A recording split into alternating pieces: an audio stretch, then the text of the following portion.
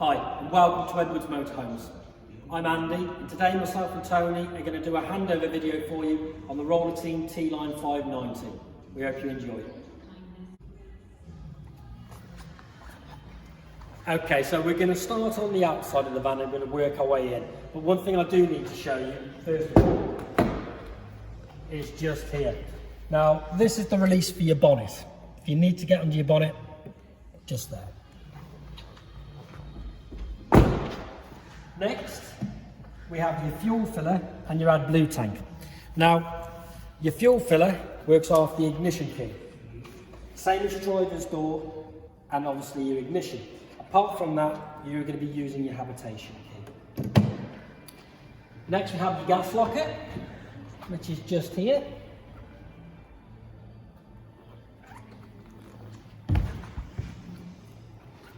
Awning and awning light.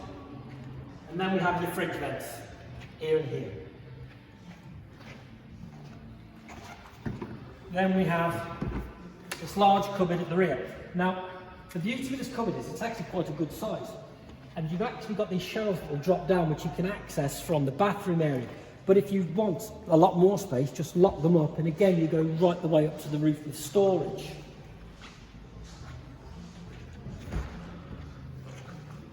Next, we have your spare wheel underneath the van, and we have your cassette toilet.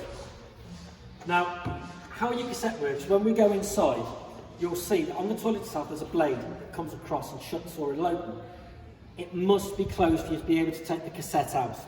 And how that works is you just literally lift this blue handle off and take out the cassette. Now, on every campsite they'll have a place what they call an Alson point, and that's where you dispose of your waste from your cassette toilet.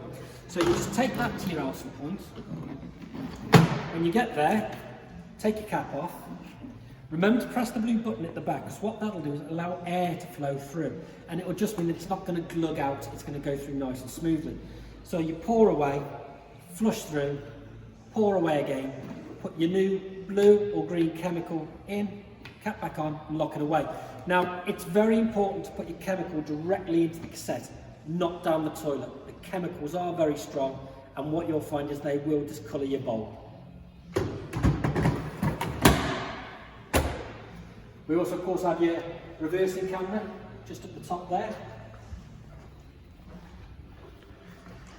Then we have your electric hookup point just here. Now, you'll see there's a black catch just there.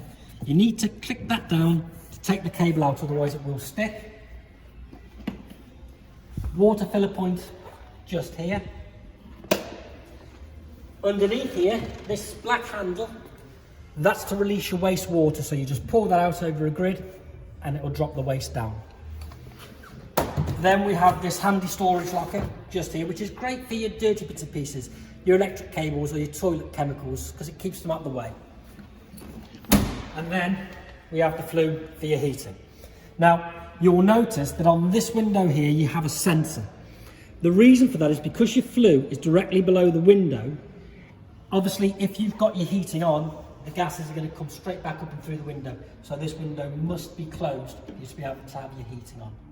Let's take a look inside. So next we come to your cab. So on the driver's door, we have your electric windows here and your electric wing mirrors just here. Over on the steering wheel, we have your Bluetooth controls for your telephone and your radio controls. Wash wipes, headlights and indicators, cruise control. This button here is quite important because this is your stereo controller. Now, if we flick this on to number 1, even though the vehicle ignition is on, we'll get power. Now, this is great if you're on site and you're plugged into the mains. But something you do have to remember is if you leave it on number 1, you drive away, you get home, you turn off your ignition, you take your keys out, that stays on and it will drain down your battery. So again, remember, flick it to 0 when you're travelling. Above the media centre, we have your tablet or phone holder. Just unclip from there, you can pop your tablet or your phone just in there. You can Bluetooth that then through, or again, you've got your charging point with your USB just here, or your 12 volts just there. When you're done, clip those back in and drop down. With your stereo system itself, if we go to the home button, you've got your radio, your navigation, your DAB, your camera. So again, that will then work like as a rear camera rather than just being a reversing camera.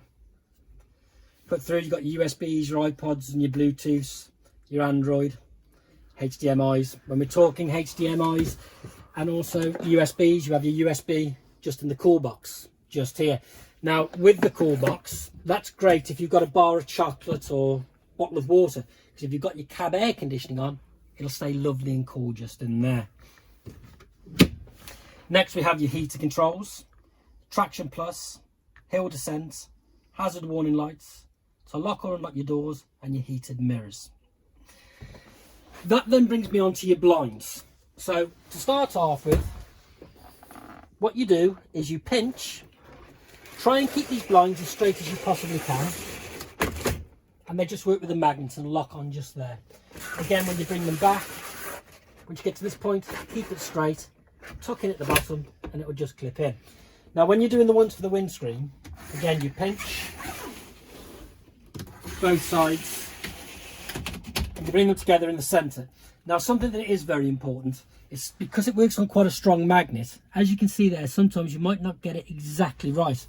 Now that's fine, except you can be walking around and the next thing you know, that can happen. So again, make sure they're closed properly, and I always find it's great to put an elastic band or something around just to make sure that doesn't happen. Next thing to remember is, remember to clip these in properly, especially the driver's one, or you'll end up turning left and that's going to shoot straight across in front of your face. Then we have your seats. Now if we look at the passenger seat, to spin these seats, you just do that from here. So you just pull and spin round. Now on the side of its seat itself, you've got these two catches. The first one is to raise the front of the seat. Back one is to raise the back of the seat, or to lower. And it works like on a rocker system, so you can get to the most comfortable position. Then you have the wheel for the backrest. You also have the wheels on the armrest. So again, you can get into a great position. Okay, so next we move on to sleeping arrangements. Now obviously with the T-Line 590, we have an electric drop-down bed. And we also have the bed that you can make up just here. But I'll move on to that one after this. So first of all, to get the electric bed to come down, button just here, press the downward one, and down it will come. Okay, now, good sized bed for 2 adults up there. Just here, we have nets that you just attach into these hooks in the ceiling. There's a couple on the sides, stop you rolling out into the kitchen. Now with this, you can keep a duvet on there, but it's advisable not to keep your pillows on there, because the chances are it will think there is somebody on there, and as a safety precaution it will blow a fuse when it comes up to there. There is a method of getting out of that. If your bed's stuck in a position where it blows a fuse, you can get it up by the secret little compartment here, and you can put a winder in there and manually wind it back up to the top. So first thing I'm going to do is pull that cushion out there. Try and make this as smooth as possible.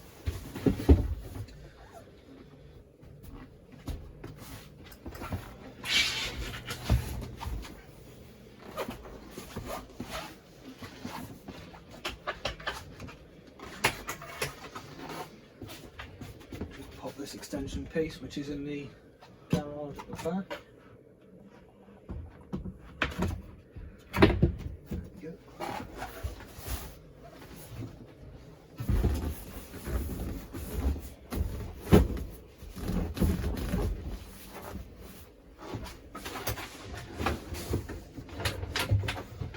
Okay, then, little button on the floor, drop the table down, because that becomes the base. Then, with the last 2 pieces, we pop it into there. Great space for 2 people there. So underneath where your seat belted seats are, we have your fresh water tank. Now, if we open up this, you will see just down there are 2 bungs. You've got a travel bung and you've got a complete bung, if you like. It'll drain the fresh water tank down completely. So one is a recommended weight, the other is obviously the full amount. Secondly, we have your water pump just located here. And then, last but not least, your boiler is located underneath where I'm sat here, and this is how you access the boiler drain. You should be able to see a little blue switch just here. Now, there will be a video incoming of the Auto Roller 707, which is exactly the same, and that'll give you a full explanation of how all that works. It's a little bit more easier to see. Okay, so as promised, we are now in the 707. Exactly the same boiler and same boiler drain. It's just that there's more space for us to be able to show you how it works. So we'll move on down to here. Now, this is your boiler drain button. Okay, so as you see at the moment, it's currently this way. Now, if you twist it, it'll go a 90 degree and it will pop out this little node at the back. That means your boiler is now open. Okay, so when it comes to locking the boiler back off, twist that back round to that position, push the node in. That means your boiler won't drain any water out. Now it's important to remember that this is an automatic drain system. So it will drain when it gets to 2 degrees or less, but it's always better to check yourself, because if anything does go wrong, it could be quite an expensive mistake.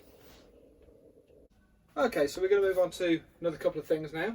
We're going to move on to your fuse box and your leisure battery, and then we're going to move on to your TV just here. So first things first, we need to take the fittings off this thing,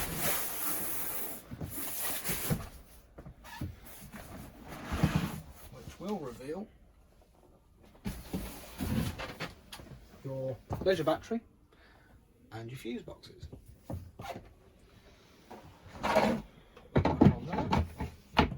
Then straight from here, your TV, which works off your light switch on your 12-volt control panel.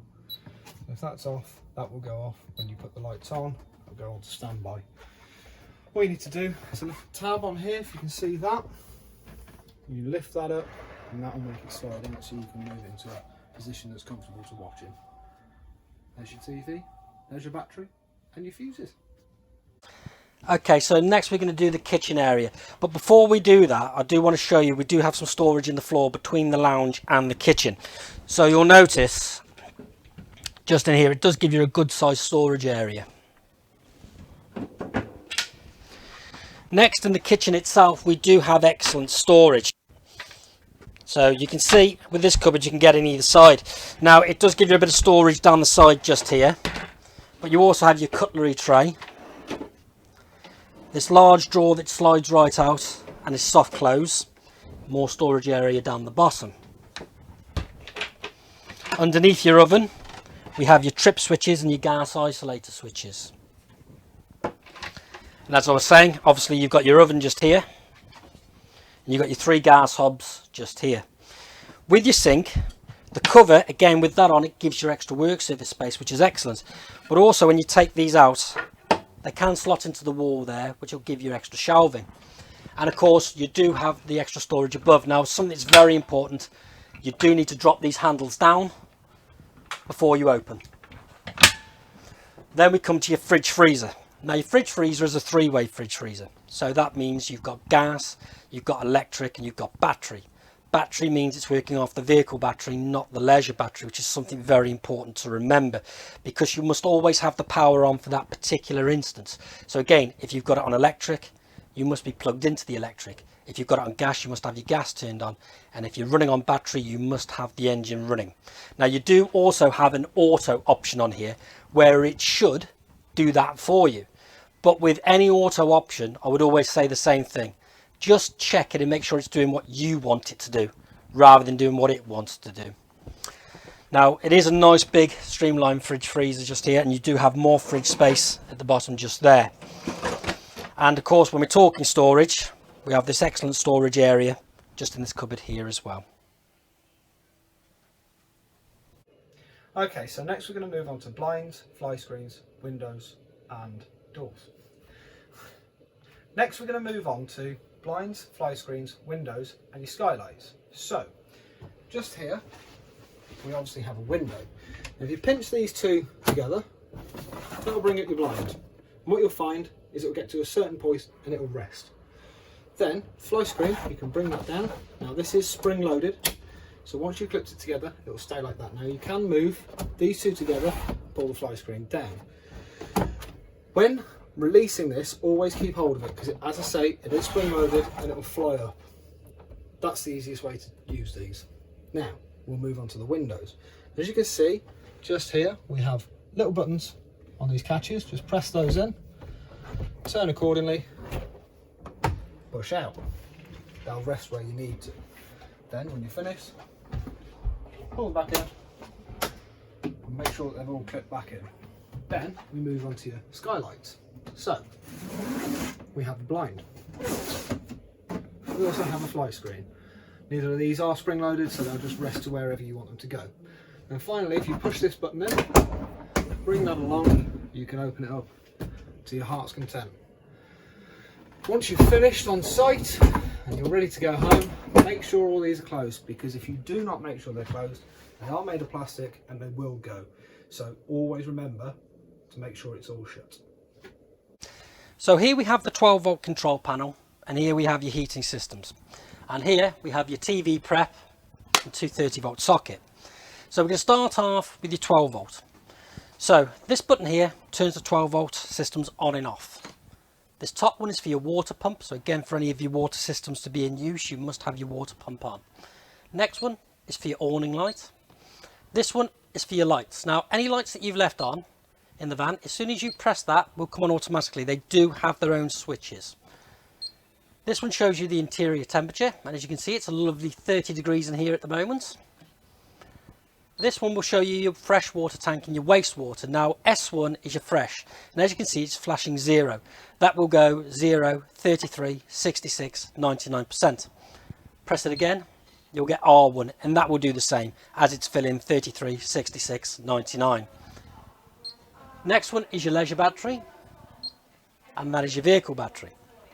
That then brings us on to your heating. Now you'll see underneath here you have your thermostat.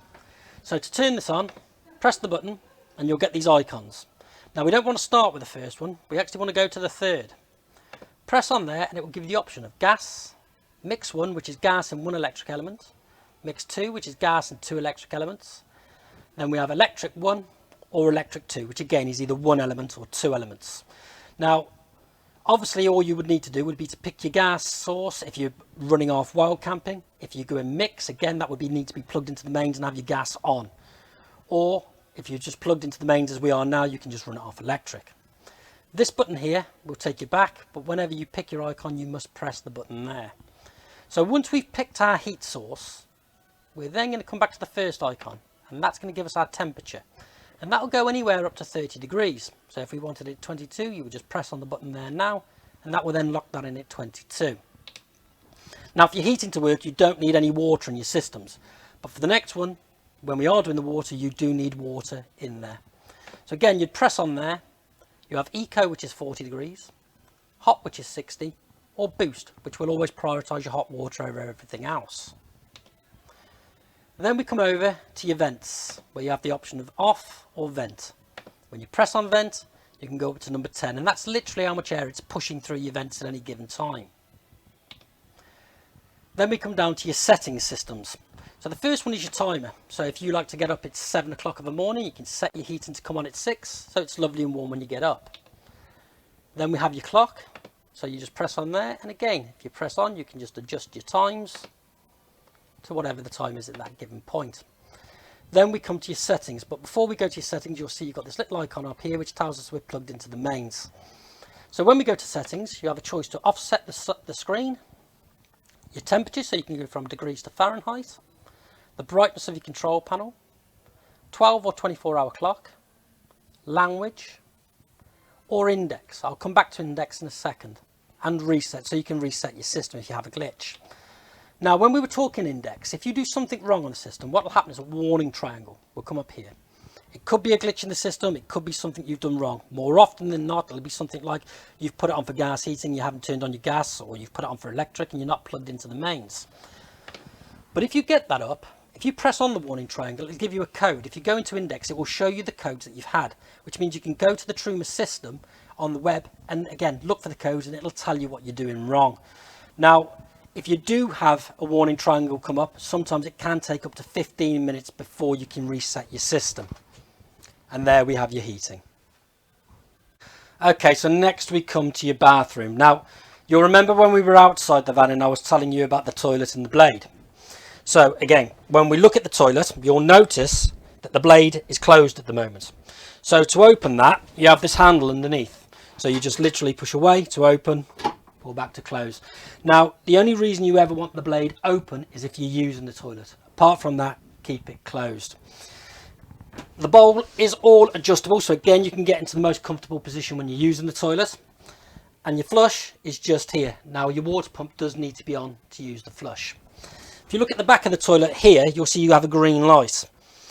That means that the cassette is empty. If that goes red, the cassette is full. Now the beauty of this area is that you've got this wardrobe just here, and we also have the outdoor storage just here. Now again, when we were outside we were talking about the shelving in here. You have a shelf you can drop down from here. You also have this shelf here. If you want it as all outdoor storage, again you can lift that up and lock it off. It goes right the way up to the roof. We also have good storage in the bathroom just here. Lights for the bathroom just there. We also have your sink just here with more storage underneath.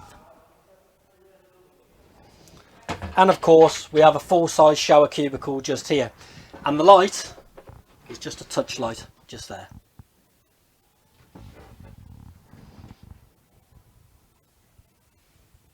So thank you for joining us today on this T-Line 590 handover video. I hope you found it informative and thank you for watching.